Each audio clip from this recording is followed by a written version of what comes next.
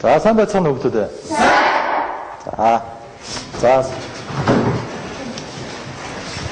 За. За, өнөөдөр ирэх хөхтэй нөө.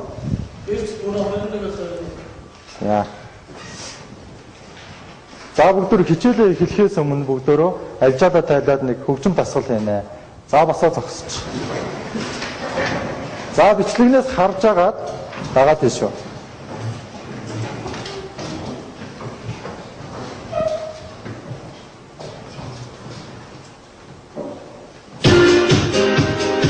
За.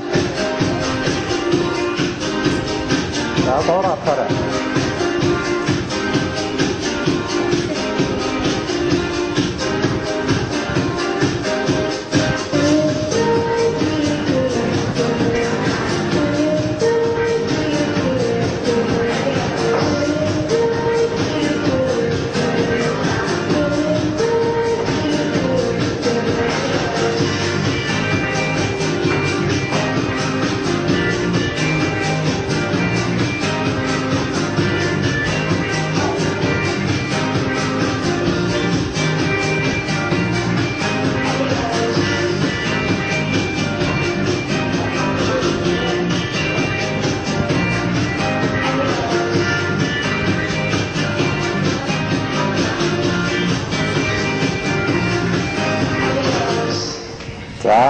За, за.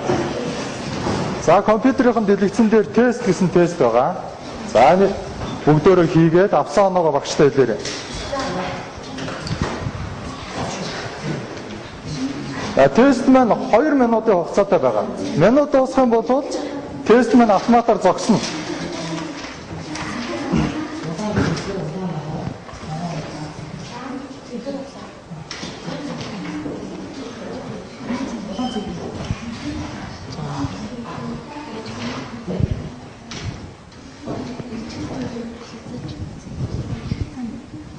За, энэ дээр хугацаа явж байгаа шүү.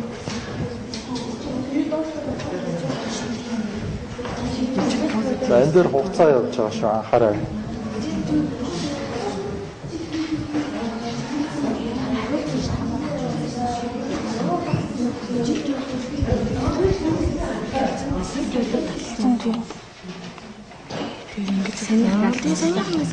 Соромжоорны чиг Энэс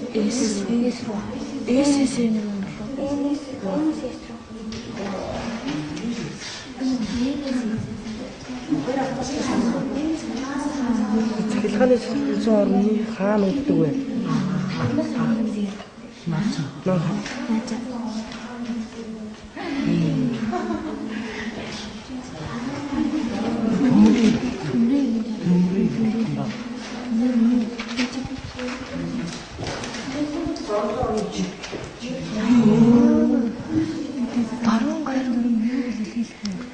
За, 28 секунд үлдсэн байна. 20 секунд үлдсэн байна. За, 13 секунд үлдсэн байна.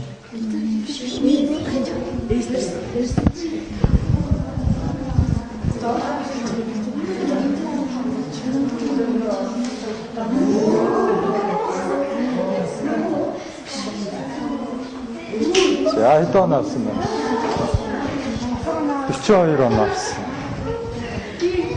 За, хэдэн он авсан бэ? За, нэг үсэ. 5 14. За, хэдэн он? 25 он. Юусаа?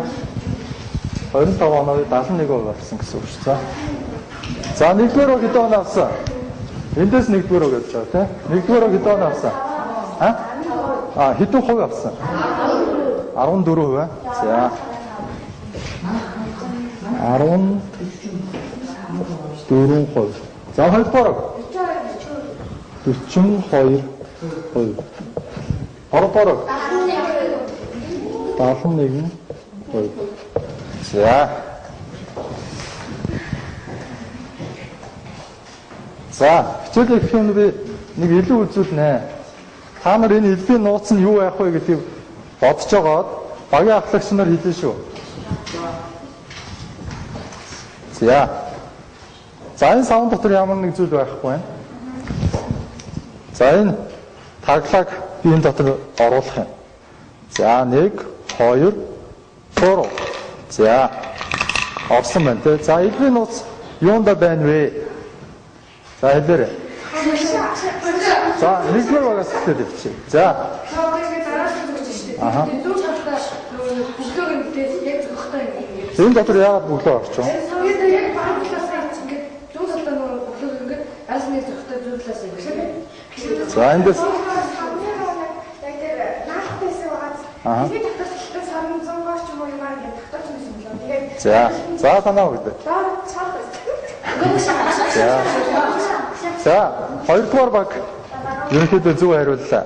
Энэ дотор юу байсан бэ гэхээр за дотор нь соромзон байх юм шүү дээ. За соромзонгоор энэ доторх өглөөгөө тогтоосон байх нэ. За ингээд тогтоосон байх нь шүү дээ. За хоёрдугаар баг маш сайн байлаа.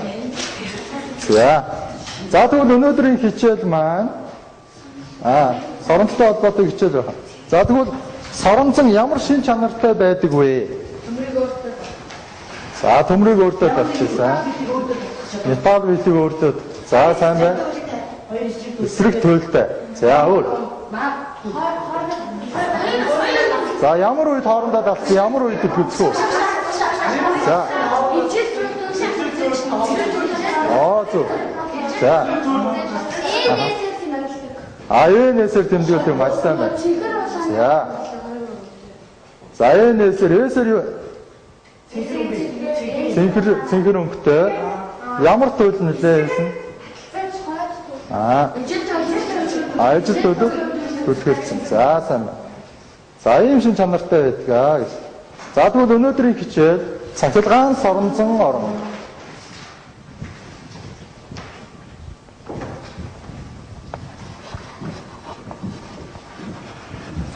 Цахилгаан соромзон орон.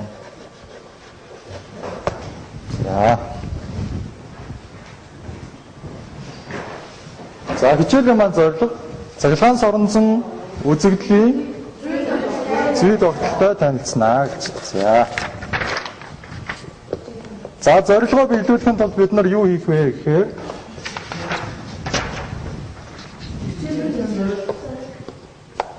зорилгоо биелүүлэхийн тулд юу хийнэ гэж байна?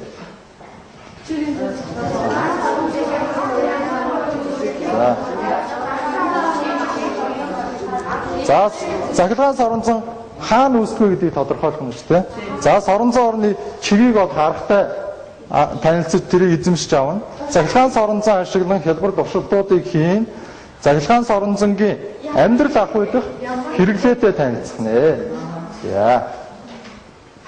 За дараах бичлэгийг үзээд асуултанд хариулаарай. За даалгавар нэгэ аваарай.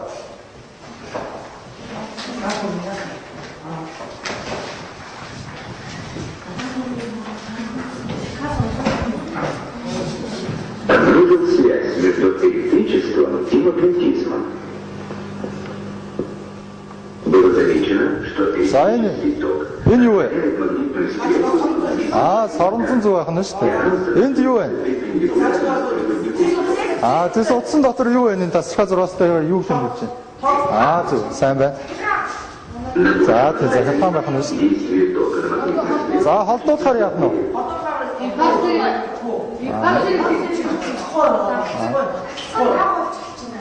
Зүг таталцсан багтчих шүү дээ.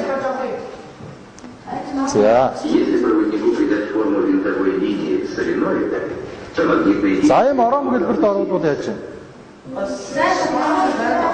Зайн яасан? Зайн? Хол байсан ч гэсэн яаж вэ? Сайн таталцчих шүү дээ. За ийм жижиг биетүүдийг өөртөө татдаг болсон байна. За голд нь төмөр хийж өгсөн байна. За энэ үед яасан? он отличается тем, что способен притягивать тяжелые стальные предметы.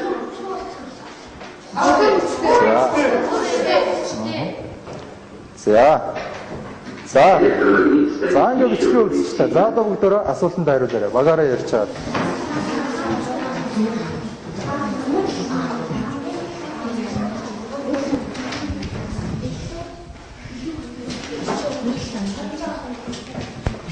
гүйцэл амжилт хэсэг соромжоо орон үсээр тэг холбуулахад соромжоо багсаа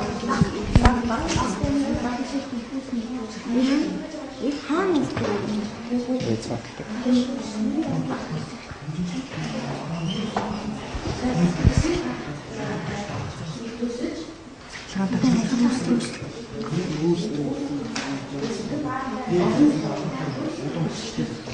Тэрийг биччихлээ.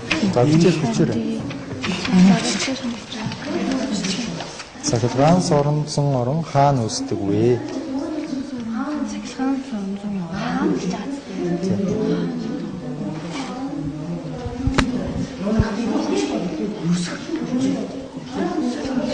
Саяны бичлэгэн дээр юу байсан бэлээ?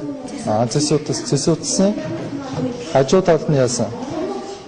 Хажууд нь соромзон зүү байсан тийм. Тэгэхээр тэр дамжуулагчийн хаана соромзоор үүссэн тэрийг бичнэ гэсэн.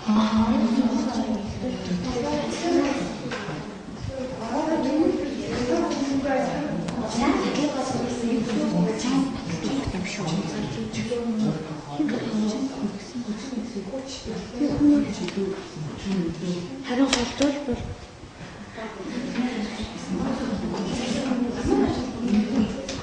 За багууд хариултаа самбартнаар.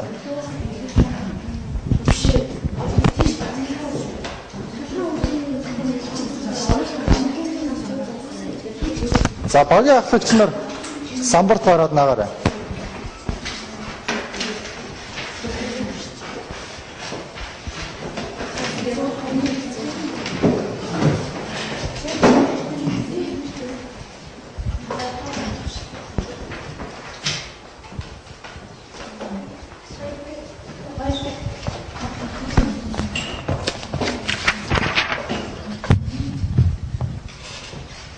За нэгдүгээр үг. Цаг болцсон гараарай.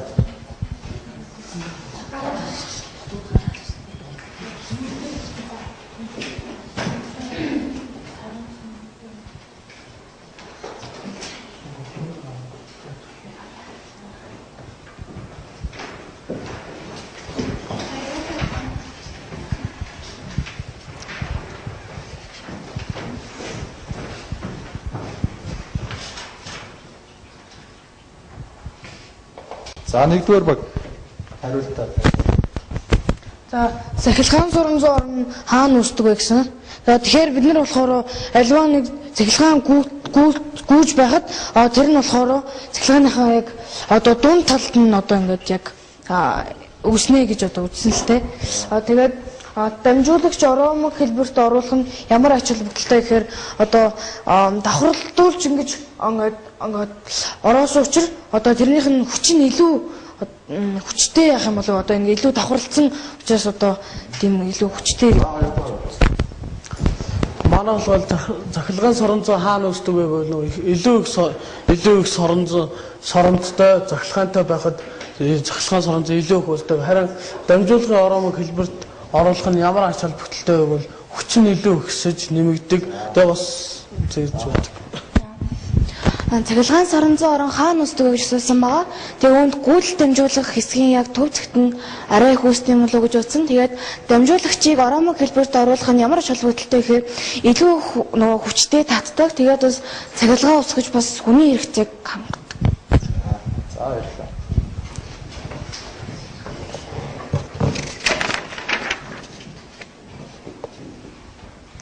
За бүгдөө зүг хариулт өгье. За анх 1820 онд хүн гэдэг хүн нээсэн гэж байна. Эрстэд гэдэг хүн цахилгаан соромзон орон гүйдэлтэй дамжуулагчийн хаана үүсдэг гэж байна. Эргэн тойронд үүсдгийг илрүүлсэн. За дамжуулагчийг оромог хэлбэрт оруулах нь соромзон орныг илүү хүчтэй болгодог. За зөв. За хоёрдугаар асуултан дээр зөв, нэгдүгээр асуултан дээр дундаа гэж яахан буруу хариулсан байна. За энэ дээр 4 оноо өгчээ. Илүү соромзон цахилгаантай байхад үүсдэг. Зөв. За энэ арай л 4. За гүйдэлтэй дамжуулах хэсэгт их үүсдэг. За энэ байж болно. За энэ дээр 5 оноо. За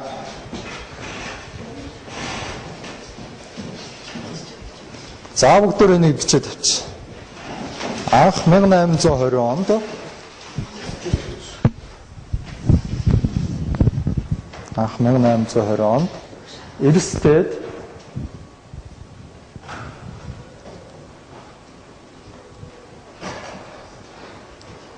Эрстэд цахилгаан соронзон орон гүйцэлтэй дамжуулагчийн эргэн тойронд үүсдгийг илрүүлсэн.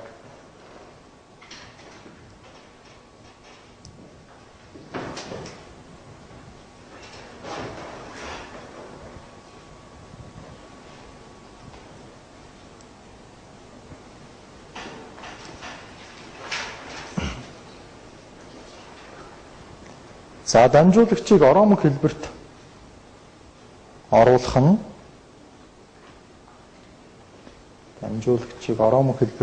нь соронзон орныг хүчтэй болгодог.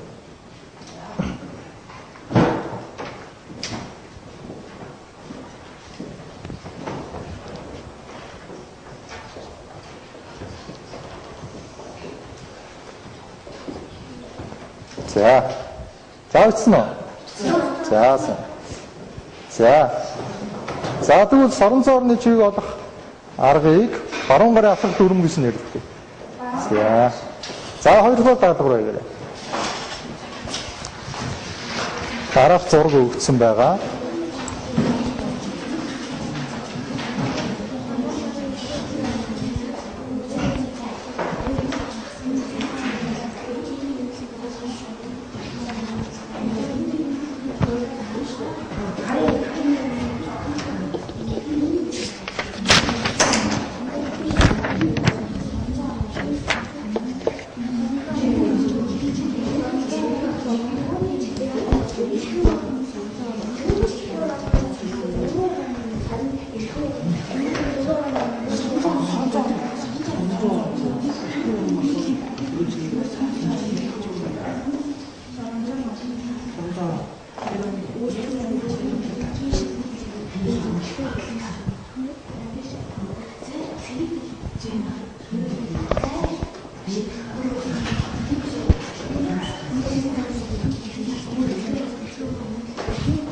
За олсон уу?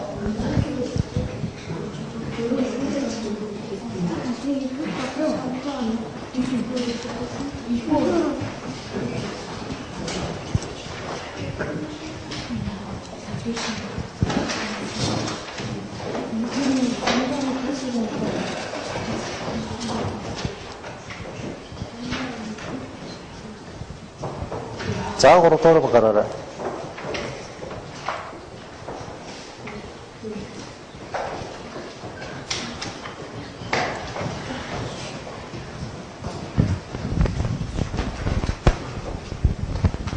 За нэгдүгээрээс эхлэв.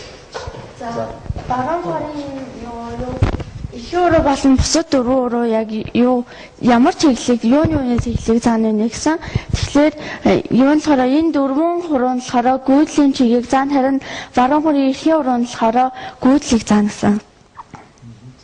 За Манайх болохоор энэ дөрвөн хуруу ингэж байгаа нь болохоор энэ соронзон орнцоо ингэж ишээ гэж тойрж авч байгааг заа. Харин их хуруу дээш болохгүй нэмэг асгасан гүөх таллаар хэлхийлээ. Одоо нэмэг асгасан дээшээ өгч байгаа. Манайх болохоор нэг баруун гарын эрхийн хуруу болон бусад дөрвөн хуруу нь юуны чигийг зааж байна гэсэн. Тэгэд нэг энэ сум заасан байгаа нь болохоор дөрвөн хуруу нь болохоор яг ингээд тойруулаад сум заасан болохоор эргэх болон соронзон орны хүч болон нэг юу соронзон орн үүсч буйг заасан. Харин эрхийн хуруу нь дээшээ байгаа болохоор энэ зургийг ажиглаад тэгээ нэг соронзон орны туйл буюу нэмэг хасах чигийг зааж байна гэж тань. За өдөр зүү хэрэгтэй гараа.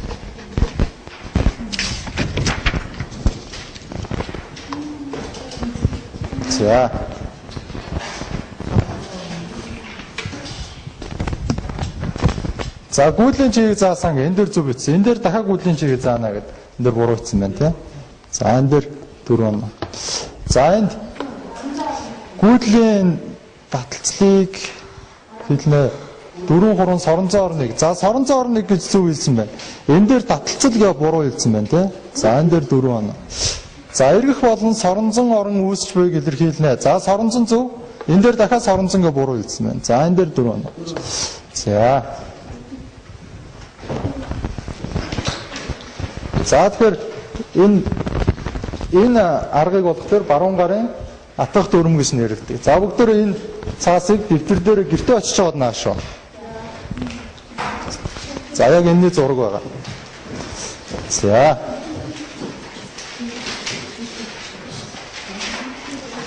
За одоо бүгдөө туршилт нэгийг хийцгээе. За туршилт нэгийг хийх заавар. Нэгдүгээр оромгийг авч зайд холбон хідэн үдээс хідэн бөглөө татаж байна вэ гэдгийг цаасан дээрээ тэмдэглэнэ. Дараа нь хоёрдугаар оромгийг авч мөн адилхан зайндаа холбоод хідэн бөглөө хідэн үдээсний гавчаар татаж байна вэ гэдгийг тэмдэглээд дүгнэлтээ бичих юм байна.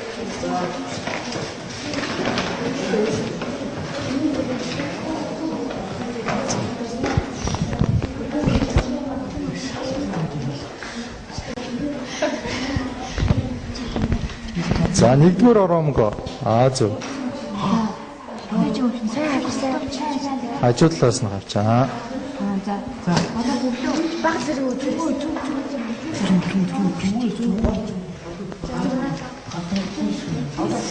Одоо ихэд үдээс хэд үдээс татах нь үзье.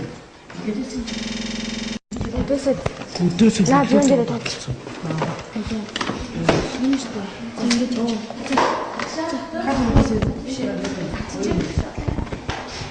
За цаасан дээр бичээрэй. Хэдэн үдээс хэдэн бичим чар байна вэ гэдэг. Энэ дээр бичээрэй. Бичээс энэ дээр бичээрэй.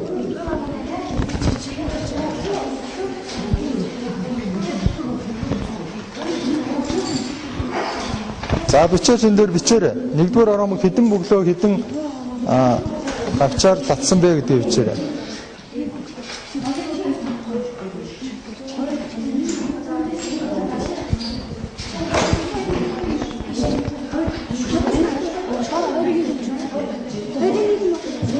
네, хоёр хүн гэнэ.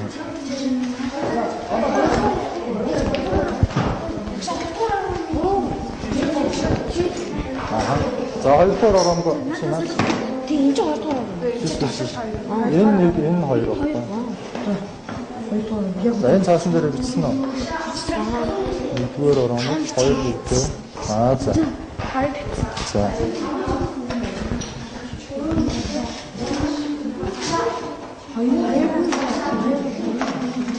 За соронцгоод татсныгаа бүр дээш нь өргөөрэй.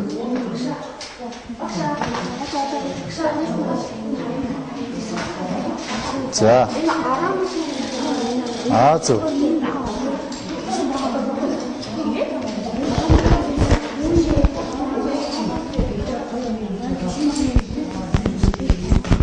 За саяныхаа ингээд таад өргөөд камерт.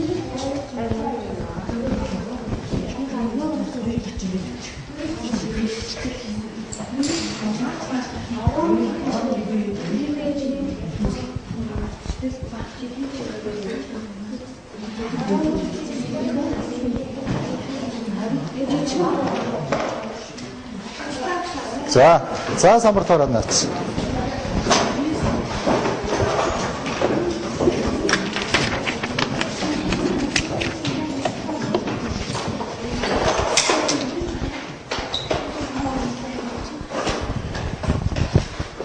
За нэгдүгээр удаа. Манайх ингэж бодсон оромог их байх тусам хүчтэй л гэсэн.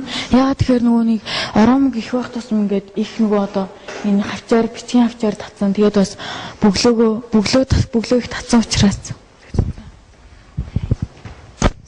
За энд бас муу адилхан оромог илүү үед бол илүү ихийг татаж одоо соронзон орон цахилгаан нь одоо илүү их хүчтэй болно. Нэг оромог нь хэр их байна? Тэрнийхээ хэмжээгээр жижигний их зүйлийг татна. За нэгдүгээр баг дээр хүчтэй ихсэн гэдэг зөв. Хүчтэй биш шүү дээ, тий? Хүч нь ихсэн. Соронцонгийн хүч нь ихсэн. За энэ дээр дөрөв. За энэ зөв. Зөв. За тэгэхээр тэр зэрэг Хүчтэй байх нь юунаас хамаардаг байх нь вэ? Оромгийн тооноос хамаардаг байх нь шүү дээ. За дараагийн. За дараагийн туршилт. За энэ бичлэгийг хараад дагаад хийгээрэй. Дараах багцууд хэрэгсэл байна. За ёсвол шүрүү за соронсон мөрөд дамжуулах хүмүүс. За шүрүүтэй ихэд соронсон шүрүүтэй байна. За материалын нэг татдаг шүрүүтний хан өгөөсөж байна.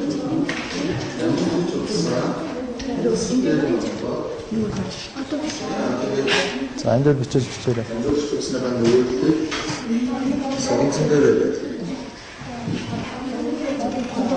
За дараагийнхаа даалгаврыг энэ дээр бичиж.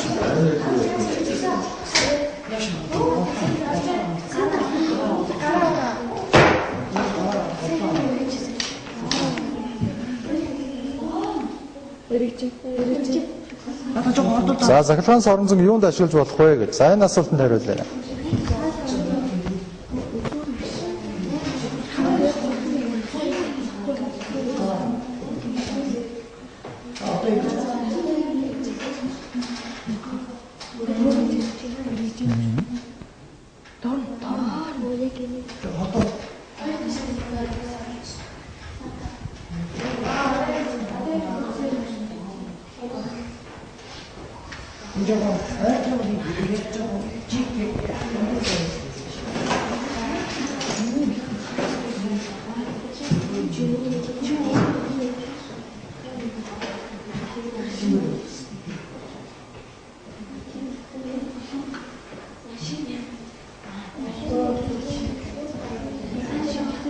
За юу ажиглагдаж байна? Янз бүрийн чинь.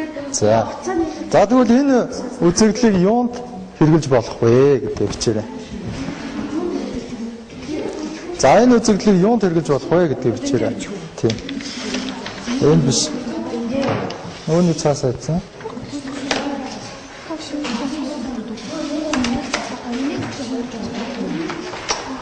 Энэ дээр. За.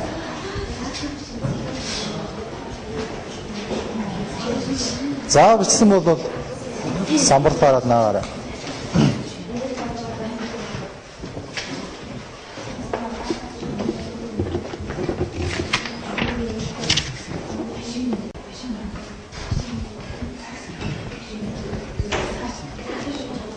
За нэгдүгээр үг.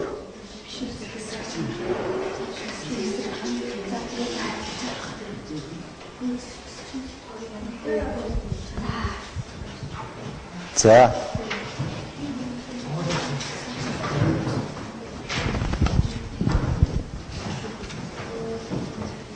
За нэгдүгээр үгээс хэлээ тайлбарлана. За саяны үзэгдлийг болохоор юу юунд ажиллахнаар жишээгээр ашиглаж болохыг бол одоо шинс нэгдүгээр шинс байгаа. Тэгээд хоёрдугаарт одоо нөгөө угаалгын машины нөгөө доотлон иргэдэг нөгөө шинс бас байж болно. Тэгээд нөгөө машины нөгөө моторыг дандаа өргөж явдаг сэгсрэгч бас байж болно. Захиргаан соронзоог юунд ашиглаж болох вэ гэдэг нь болохоор ахуй хэрэглээнд, голдоо ахуй хэрэглээнд ба тэгээд машин механизм хэрэглэдэг. За машин техник хөдөлгөөр ашиглан дээр бас нөө захиргааны үүсгэд ашиглана бас. За өдөр зүгээр хэлэх харъя. За бүх төрлийн захиргаан мотороор ажилладаг багжуудыг хийхэд захиргаан соронзон үзэгдлийг ашигладаг. За тийм учраас за синс байж угаалгын машин байж болно те. За зөв. За ахуй хэрэглээнд ба машин механизм. Яг юунд нь хэрэглэдэг гэдэг бас нарийн бичээгүй байна те. За энэ дээр за машин техникийн хөдөлгүүр. За хөдөлгүүр байж болно. За.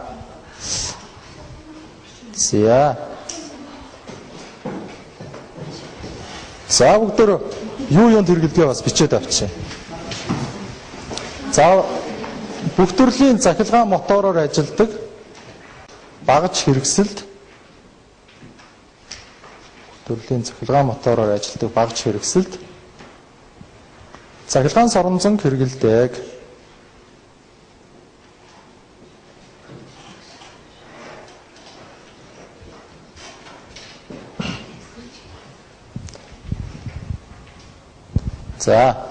За жишээлбэл өөр юунд хэрэглэж болох вэ гэхээр за энэ соронзон кран байна тийм зурган дээр өгсөн.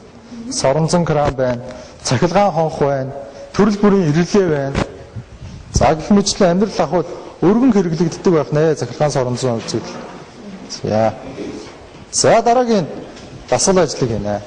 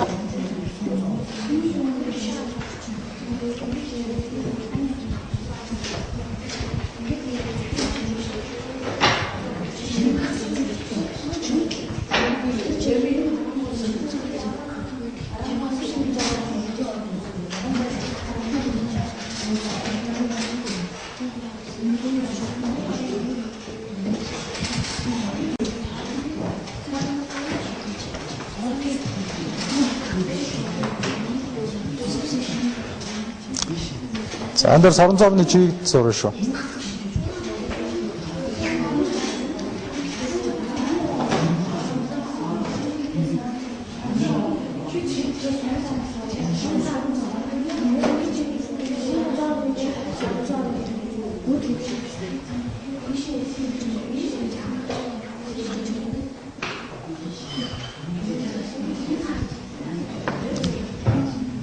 Энэ дээр чигийн зурна шүү дээ. Цаашаага чиглэх үү, наашаага чиглэх үү гэдэг.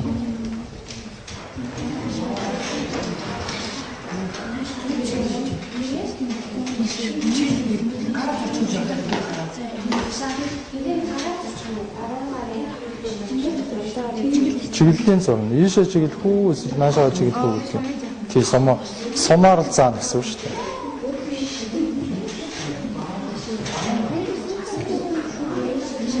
За бүгдээрээ самбартаараа наач. За самбартаараа наагаарай.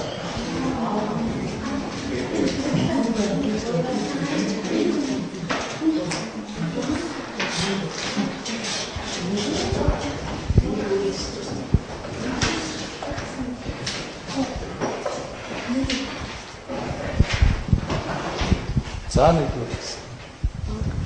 Энэ гүйдэлтэй одоо дамжуулагчийн орчим соронзоор үүсдэг. Энэ нь болохоор энэ одоо туршилтаар харсыг чи ингэж ийшээ ингэж хэрэгжижсэн. За хоёрдугаар. За энэ эхний асуултанд болохоор гүйдэлтэй соронзон оронтой орчимд болохоор нөгөө соронзон орон үүсдэг. Тэгээд нэмэх орчинтой үед бас үүсдэг. Тэгээд баруун гараа хатгах дүрмийг ашиглан соронзон орны чигийг тэмдэглэл гэдэг нь болохоор нөгөө энэ хоёр дахь туршилтаас хоёр дахь асуултаас тэгээ ийшээ тэмдэглэсэн. Манай угаас гүйдэлтэй гэдэг энэ чигийн оронд дамжуулагчийн орчимд соронзон орон үүсдэг гэж тэмдэглэсэн. Мөн баруун гарын дүрмийг ашиглан нөгөө нэг соронзон орны чигийг үүсгэх гэхэд манайх баруун гараа гэх юм бол энэ гараа тавиад ингэдсэн. Тэгээд нөгөө нэг эргэх соронзон орныхын чиг нь болохоор нөгөө нэг эсрэг тишаа тэгээд нөгөө нэг эрхийн хуруугаа нөгөө нэг даад тишаа хасах. За бүгдээрээ харъя. За дамжуулагчийн орчимд. За зөв байна те. Дамжуулагчийн орчимд. За энэ дээр энэ чиглэн зөв үү? Ингэж чиглэсэн байна шүү дээ. Ингэж чиглэсэн байна. Эсрэгээр нь зурцсан байна те. За энэ дээр 4 оноо. За энэ бас эсрэгээр нь зурцсан байна. Соронзон гэдэг энэ дээр бас жаахан буруу ичсэн байна. За энэ яац ч зөв зурсан байна. За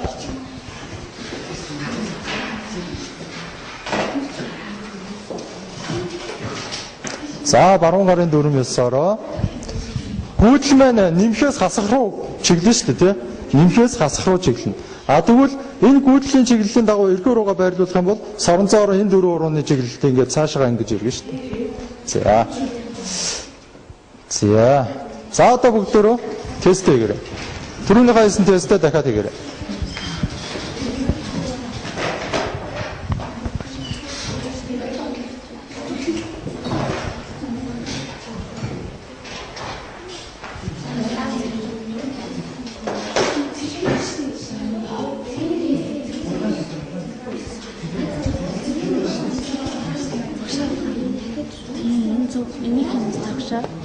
Тэ наатаа дахиад хийн шүү дээ.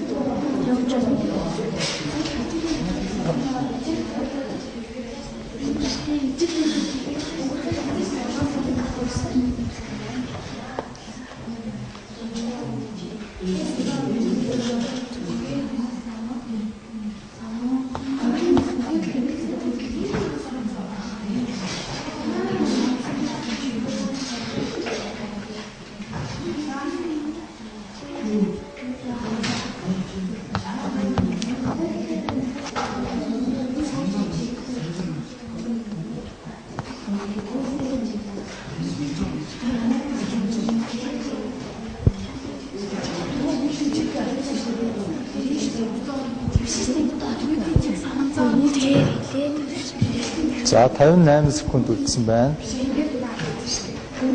Зүү хариулаад зү. Зүү хариулсан манай.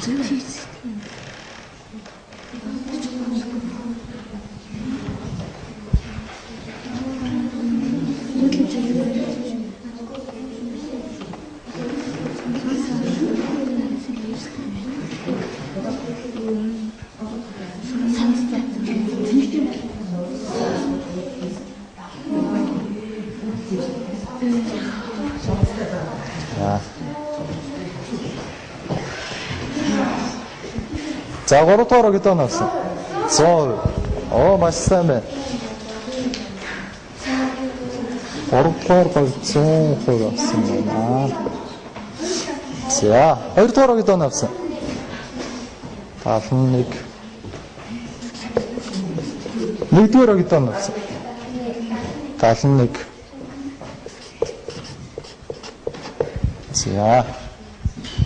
За 71 байж 100 болсон. Хэдэн хувиар агсан бэ? Хэдэн хувиар агсан бэ? 29.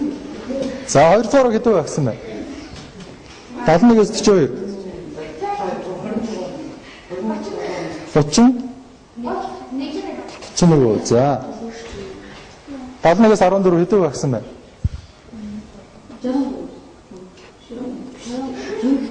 56. За. Хамгийн их агсан нь болохоор 1-р үг шүү дээ. 14 байснаа 71 болтлоо гэсэн байна. 3-р үг болохоор 71 байснаа 100 болтлоо гэсэн байна шүү дээ. За тэгэхээр дүүлт болгоод баг багаас нэг асуулт асуучих. За 1-р багаас цахилгаан соронзон үзэгдэл гүйдэлтэй дамжуулагч хаана үздэг вэ? Гүйдэлтэй дамжуулагч хаана үздэг вэ? Эргэн тойронд маш сайн байна. За 2-р цахилгаан соронзон орны чиглэлийг ямар аргаар олдог вэ? Баруун гарын дүрмээр. За цахилгаан соронзон амьдрал практикт юунд хэрэгэлдэг вэ? Маш сайн байна. За тэгэхээр бид нөгөө зорилгоо дэвшүүлээ. Зорилтын дээр цахилгаан соронзон үзэгдэл ямар үед үүсдэг вэ гэдгийг тодорхойлцсон байна, тий? Соронзон орны чигийг бол харгыг олдсон байна. За мөн юу юунд хэрэгэлдэг вэ гэдгээ бид нар үзчихлээ. Өөрөөр хэлбэл зорилгоо хангаж чадлаа. За өнөөдөр багийн ахлагч болон илтгэгч нар маань манлайлагч байж чадлаа. За туршигч болон бичээч нар маань өөрсдийнхөө үйл ажиллагааг маш сайн биелүүллээ. За мөн компьютер дээр тест хийж байгаа тест хийгч нар маань компьютер дээр бас өөрсдөө сайн ажилтгаа харуулж чадлаа. За тэгэхээр өнөөдрийн хичээл бол маш амжилттай сайн болж өнгөрлөө. Ингээд бүгдэнд нь баяр хүргье. За бүгдөө одоо гэрийн даалгавраа бичиж.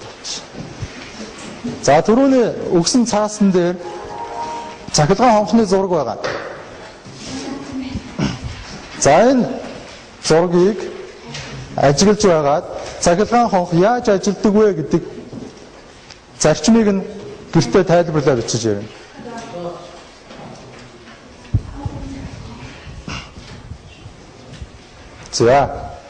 За нийт авсан оноогоо бүгдээр харъя. Нэгдүгээр хэдэн оноо авсан бэ? 21. 21 оноо. Хоёрдугаар 20. Гуравдугаар 24 оноо авсан байна. За ингээд хичээлд идэвхтэй оролцсон нийт сурагчдаа баяр хүргье.